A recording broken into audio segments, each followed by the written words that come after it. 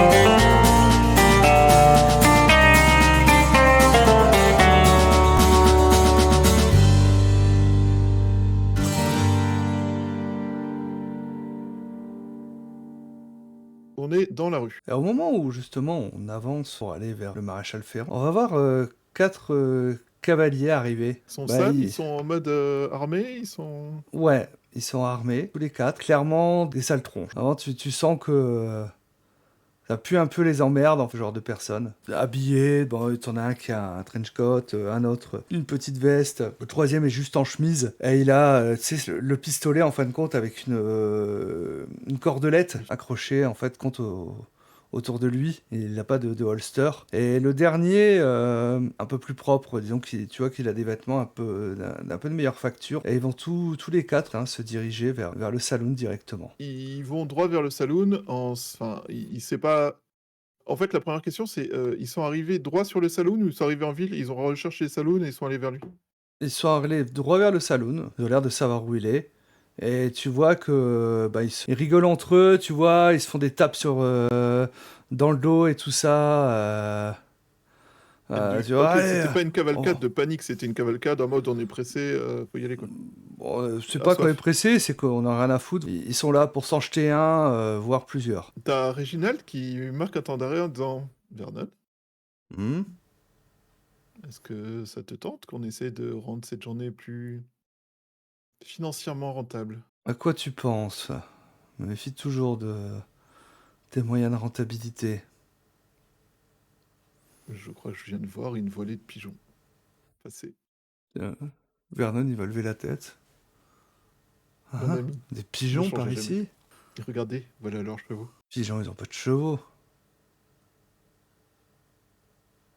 Ah, des pigeons. Il laisse un moment à Vernon pour qu'il pour qu'il passe en mode second degré. Ouais, mais moi j'ai un cheval à faire ferrer, donc va t'amuser si tu veux. Moi je vais chez le maréchal Ferrand. Fort bien, faisons ça. Vernon va se diriger vers son cheval.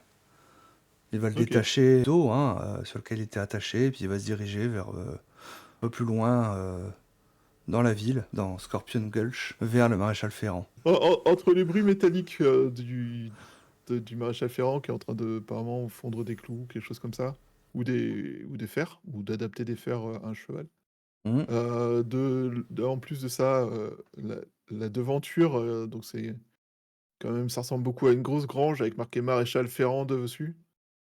Il y a un faisceau d'indices subtils qui guide rapidement vers la maison du maréchal Ferrand. Vers la Mmh. boutique, du maréchal Ferrand. Je pense que Heu, c'est là. Mon intuition me dit que tu c'est là. quand tu t'approches, tu remarques aussi, donc il y a la partie un peu grange, à proprement parler et sur le côté, tu as une partie, qui est beaucoup plus orientée, travail du fer et tu as à cet endroit-là un homme, un homme bien baraqué. Parce qu'en fait, ça fait pas mal les muscles quand même, l'air de rien, de jouer du marteau toute la journée. Il est pas forcément très grand, mais enfin, Un peu il a une carrure trapu. qui laisse pas trop de doute, ouais, il est plutôt trapu. Mmh. Sa carrure laisse pas trop de doute sur le fait qu'il manie du marteau à longueur de journée Ouais, et ouais, ouais. qui est, justement là, avec un gros tablier de cuir aussi devant toi. Apparemment, le tablier à la mode dans le coin. Il est en train de taper du marteau sur, une enclume, pour adapter la forme d'un fer, a priori et derrière lui, dans une stalle, il y a un cheval qui est attaché, Ouais. donc qui est attaché, de façon à pas pouvoir se déplacer, donc il doit être en train de le ferrer, en fait et il y a plusieurs Mmh. personnes qui sont à côté du cheval et qui ont l'air d'attendre que, le maréchal Ferrand, finisse le réglage pour, coller ensuite le fer sur le sabot. Mmh. Ouais, bah, je vais attendre mon tour, hein. L'homme, te voyant approcher, te jette un coup d'œil, te fait: «Un instant, je finis ça et je suis à vous, c'est le dernier fer». Pas de souci. Donc il a clairement, quand tu t'approches, tu sens la chaleur, tu sens l'odeur de métal, fondu, littéralement. Mmh. Tu sens une espèce d'odeur de corne grillée aussi, Bah, oui, fortement. forcément. Tu vois le maréchal Ferrand qui, du coup, plonge le fer dans le feu, prend un espèce de rabot, rabote un peu enfin, prend le sabot arrière du cheval. Donc le cheval, tu imagines, c'est du bon cheval, c'est un truc à bon 1,80 m au garrot, tu vois? Le Mmh. cheval un peu bourrin, c'est plutôt, du truc de trait que du truc de course, tu vois? Ouais, ouais, ouais. C'est de la bonne bête bien solide et il prend le sabot, il force un peu le cheval à plier la patte. Il rabote, tu vois qu'il rabote le sabot. Il le nettoie vite fait, il coupe un peu une morceau et puis, il tend la barre, il tend la main, il prend la pince, il prend le fer qui est rouge, il le colle contre le sabot. Le cheval réagit un peu, mais il lui bloque la patte. Ça a une odeur d'ongles grillés qui t'assaille les narines. Mmh. Tu le bruit, suraigu du ben, de ch comment dire? Du brûlé, en fait, du contact du fer, brûlant contre le sabot froid et au bout de quelques secondes, il prend des clous et il cloue en 3 coups, chaque clou maximum, et là, Ah en bah, 30 secondes, il a fini son truc et il se relève, il fait: «C'est bon, il est prêt à partir». Et il échange quelques trucs avec le gars, il prend des pièces, il reçoit des pièces et puis, il les fout dans son tablier et il s'essuie les mains en venant vers toi, dans son torchon. «Bien, que puis-je pour vous, monsieur? C'est pour la bête là?» ouais, arrière «Qu'est-ce» gauche, je pense que faut le changer. «OK, ben, je vais regarder ça. Amenez-le, la stalle juste à côté du Mmh. cheval qui vient d'être ferré, ça sera très bien». Moi, je l'amène, hein, Il Que tu vois que quand tu passes à côté avec ton cheval, il commence à défaire vite fait les sangles et surtout il ausculte un peu l'animal. et il y a pas la selle, hein, la selle est dans ma Tu chambre, hein, enlevé la selle? Ouais, fatalement. ouais. Bah, oui, Oui, hein. oui, non, tu raison. Mais tu vois qu'il ausculte un peu vite fait l'animal quand même, voir, il fait un petit état des lieux, tu vois? Voir, s'il a d'autres choses, s'il est en bonne santé et s'il a besoin de soins particuliers en plus du sabot, quoi. Bah, moi, pendant qu'il fait ça, je prends une brosse, enfin, je commence à brosser le cheval. Ah! Ça, c'est un bon réflexe, monsieur. Je ne vous connais pas, mais sachez que peu de mes clients ont ce genre de réflexe, ça fait plaisir à voir. Je vous Mmh. remercie de votre bienveillance. Cet animal a l'air bien entretenu, même s'il semble avoir eu un peu soif ces derniers temps. Ouais, on a traversé le désert, malheureusement. Ah ouais, je comprends. Et donc là, il prend un par un les pattes, il regarde les sabots à chaque fois, il regarde les fers. Ah oui, en effet, oui, je vois, il a perdu des clous, ça a l'air de bouger, ça. Je vous refais un fer correctement. Je lui Bien nettoierai fait. aussi le sabot au passage, histoire d'être sûr qu'il y ait pas de blessure. Mmh. Parce que, pour, un demi-dollar, ça vous convient? Mouais, c'est bon. Très bien. Ça sera fait d'ici 1 heure, peut-être 2 grand maximum. Ouais, bah, Je vais en profiter justement bah, pour m'occuper de mon cheval, hein, Mmh. le brosser, tout ça, voilà. Bah, tu vois qu'il commence à retirer, lui aussi, enfin, il fait quand même il finit son inspection, il prend le temps de caresser, de faire un peu, de le calmer, histoire d'être sûr qu'il ait pas peur de lui, tu vois? Je pense que vu que je suis là, je pense qu'il Mmh. doit. C'est pour ça que je reste, hein, parce que je sais que et sinon il peut être un peu sauvage. et là, il commence à, bah, te faire la conversation, Vous êtes, nouveau dans le coin? Vous êtes de passage? Vous venez d'où? De l'Est. Ah, à Fichtre, il y a du terrain là-bas avant de trouver une ville, vous êtes, aventureux, incroyable. Ah bah, on vient justement pour trouver un peu de travail par ici. Ah bah, vous savez, tout le monde en est un peu là, hein. Bah, nous, enfin, nous ça va, ça reprend bien, vous avez de la chance, vous arrivez au bon moment. Là, depuis l'arrivée du chemin de fer, on commence à avoir du travail, on commence à avoir, des gens qui viennent, donc je sais pas quelle est votre ligne de carrière, mais clairement, je suis sûr que vous trouverez du travail en rien de temps. J'ai envie de visiter Cherokee Creek.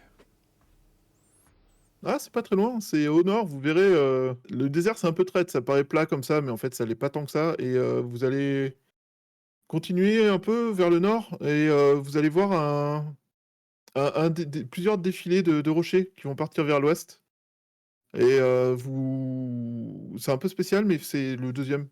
Vous verrez, en fait, faut suivre un des défilés et il vous emmènera jusqu'à Cherokee Creek, ça ouais, ça vous c'est une bonne demi-journée de transport, je pense. Ok. Vous êtes pressé? Ou Non. vous voulez non? OK, ben, je vais faire ça correctement alors, je vais prendre le temps. Oui, faites ça bien. Toujours, j'essaie toujours, mais parfois, vous savez, les gens sont pressés, ils veulent partir à la minute et on n'a pas Non, le temps vous qu'il nous faudrait, inquiétez quoi. pas. Pendant qu'il discute avec toi, tu le vois qui commence à s'installer, il se met un petit tabouret, il prend la patte du cheval, il commence à déjà sonder un peu le fer, commencer Hmm. à compter le nombre de clous qui manquent, tu vois? Se vérifier un peu l'état des autres Ouais, ouais, ouais. et il compte vite fait, verbalement. Hmm. Tu lui entends, bon, il est pas très fort en maths a priori. Il est pas ultra fort en maths, il a un peu du mal, mais voilà, donc en même temps, il tape la discute, il te raconte comment la ville a un peu explosé, comment, parfois ça fait venir un peu quelques racailles, mais quand même les gens dans le fond, la plupart ont quand même un bon fond. Vous voyez ce monsieur Barmore qui relance l'économie de la ville presque à lui tout seul. Sachez que sans lui, beaucoup de gens lui doivent en fait, sans lui au début, la ville était presque morte en fait. Un bonhomme ce monsieur, Barmore, un homme généreux. Ah. Si vous avez l'occasion, s'il a un travail pour vous, vous devrez accepter, c'est un homme honnête. Hmm. On en trouve régulièrement, mais quand même de son envergure, lui, il ira loin, je pense. C'est pas comme Oui. nous, vous voyez, moi, je quitterai jamais quasiment vraiment cette région. À la limite, j'irai visiter, Cherokee Creek, de temps en temps ou Et j'irai peut-être jusqu'à, il possède quoi dans le coin, Barmore? pour l'instant, Barmore, il possède pas grand-chose, hein. Il attend le chemin de fer, il semble vouloir faire, je crois qu'il possède, plus haut, en amont du chemin de fer, il semble avoir, plusieurs stops, plusieurs arrêts Ouais? et je crois qu'il attend de voir, jusqu'où, va se développer la ville pour savoir s'il peut investir, je pense. C'est ce qu'il m'a dit en tout cas la dernière fois. Ok. Mais c'est un homme, qui enfin, il est là pour le commerce, je pense. Il m'a parlé du fait qu'il faisait du commerce à une époque. Donc, il n'est pas à son dernier, clairement, il n'est pas à son dernier sou, je pense qu'il reste là parce qu'il est confiant dans le fait que ça va se développer, qu'il va pouvoir, commencer à faire des affaires, fructueuses. Par Ouais. exemple, c'est bientôt, l'époque, du velage, donc il va y avoir des transhumances d'animaux. C'est peut-être qu'il attend ça. Je ne suis pas sûr exactement. D'accord. Passer à Reginald peut-être. Oui, Bah parce que voilà. lui, de son côté, il te fait un peu le truc, il te parle, tu apprends comme une info, dans la discussion, qui est que la ville la plus proche, la grande ville la plus proche, qui est quand même à, 2 semaines de trajet à peu près, c'est Phoenix, Arizona. D'accord. Plutôt dans le sud de l'Arizona. Reginald, là, arrive au saloon. Et il voit donc ces quatre hommes hein, au niveau du bar qui ont commandé justement une bouteille au barman hein, qui leur sort. Celui qui est un peu mieux habillé chope la bouteille en fait et ils vont tous les quatre s'asseoir à une table. Tu vois qu'ils ils rigolent assez fort. Bon, ils ont pris quatre verres et tu vois qu'ils commencent à remplir les verres de chacun et ils trinquent. Ok, Reginald, il va commencer par se poser à la table d'à côté et se commander aussi une bouteille. Et il va commencer à la siroter lentement. Donc il se sert un verre et quand il se sert un verre, il fait à votre santé, cher voisin. Je ne sais pas ce que vous fêtez, mais puisse, puisse la chance être avec vous. Faites la bonne fortune, hein. Ah, Et tu vois qu'ils ils ont des rires assez gras en fait, hein, tous les quatre. oh, vous ressemblez à d'heureux prospecteurs qui ont trouvé le filon. Mm. Tu vois qu'ils se regardent, hein. On peut dire ça. Et tous les quatre éclatent de rire. Incroyable. Eh ben, à votre bonne fortune, messieurs. Ouais, à vous aussi. Je sors un paquet de cartes. Je sais pas si on peut dire que j'ai un paquet de cartes dans mes poches Tu ou peux, s'il y a un oui, paquet hein. de cartes sur la table d'à côté, quoi. Et je commence à m'amuser à jouer un peu avec les cartes, pour indirectement leur donner l'idée de m'encourager à faire une partie avec eux, tu vois. Je tente un petit jet Charisme, du 5D de charisme. voilà, hein. Donc pour rappel, hein, on jouait avec les règles Broken Broken Compass. Compass. Et donc l'idée est de faire des doubles, des triples ou des quadruples selon la difficulté justement. Et là je pense qu'on va rester sur une difficulté standard. Demander un double. Ça va être du 5D6. J'ai 2 doubles. Un double 3 et un double 4. Mhm. Bah tu vas sentir des regards, hein, et puis on a un qui va faire Eh l'ancien, Oui, tu veux jouer avec camarade. nous? Oh, vous savez, jouer, c'est toujours un plaisir. En plus, c'est toujours l'occasion de faire d'heureuses rencontres. Et vous avez l'air de joyeux gaillard, ça me semble il me semble que une partie serait de plus amusant. Tu vois il y en a deux qui vont se décaler en fait, hein, pour que tu puisses glisser ta chaise entre eux. Je me lève avec un air reconnaissant, genre je vous remercie de m'offrir généreusement une chance de jouer à vos côtés, Ben, on va voir ça, hein. espérant que je serai aussi fortuné et béni des dieux que vous semblez l'être vous-même aujourd'hui. Cette phrase d'arnaqueur, quoi. Clairement. Alors, pendant la conversation, en tout cas avec eux, tu verras qu'ils sont assez évasifs. Enfin, en tout cas, si tu essaies de creuser la question de leur joie, de leur bonne fortune, hein, comme ils peuvent le dire, tu vois qu'ils vont rester relativement évasifs sur... Mais... J'ai évité de trop insister dessus. Je vais un tout petit peu en parler en mode, ma foi, je ne sais pas quel est votre métier, mais voilà, tu vois? Mais j'ai évité de donner l'impression d'être trop intéressé par ça. Je veux pas enfin, je suis intéressé par ça, mais je veux pas qu'ils en aient trop l'impression, tu vois? Mais par contre, mais je vais leur offrir à boire. Mais par contre, ce que tu pourras remarquer en fin de compte, hein, c'est qu'à un moment, quand le sujet va être abordé, celui, je dis, qui est, on va dire, le chef de la Un bande, bon, habile. on va lui donner un nom hein, pour que ce soit plus simple en fait. Hein, un writer, Writer comme un écrivain? R-I-T-E-R, Writer, OK. voilà.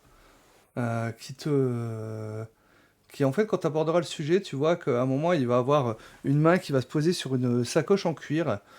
Sacoche qui semble très usée, qui semble avoir déjà pas mal vécu. J'en prends note, ouais. Vous allez discuter et bah, à la rigueur, Ah, moi, je vais partager ma bouteille de vin, hein, je suis pas quelqu'un de méchant. le whisky. Oui, c'est ça. Bah écoute, pour résoudre la partie de poker, je vais te demander un petit jet de dextérité. J'imagine On va que tu recommencer. triches. Ouais, j'utilise je pense, je prends aussi un petit moment pour, quitte à perdre quelques mains, pour, observer aussi toutes leurs failles, au Mhm. maximum. 2 paires. Ok, ça marche. Alors, tu sortiras positif en fait, hein, mais disons que tu l'as joué assez suffisamment fine pour pas que on Je les ai pas remarque. fumés en mode bâtard. Ouais. Ouais, voilà, c'est ça, d'une part, parce que bah, tu sais que bah, ils sont quand même tous les quatre armés, et t'es seul, et Verna n'est pas avec toi. Voilà. Non, c'est sûr. Donc C'est tu sûr. n'es pas trop gourmand par rapport à ça, mais en tout cas ta tricherie passera inaperçue et tu auras fait un petit bonus hein, par rapport à la partie. Et Je les alors que remercie d'avoir généreusement partagé leur bonne fortune avec moi. Et de m'avoir offert cette incroyable partie. Des moments où je et, m'attendais à tout perdre. et peut-être un petit peu trop concentré sur ta partie, t'as pas vu que Laurence Barmore est installé à une table. Je Et tu regarde vois ma montre. tu sais, il tapote des doigts en fin de compte, un peu d'impatience en fait. Hmm, nous sommes en retard? Alors quand tu regardes ta montre, oui, tu es légèrement en retard. Ouh, pardon. Tu as été absorbé Excusez-moi, par la messieurs. partie. Excusez-moi, messieurs. Il y a un homme à qui je devais parler. Je suis le fait malencontreusement et impoliment, fort impoliment attendre. Je vous souhaite une bonne journée et surtout, puisse la fortune continuer à vous porter chance.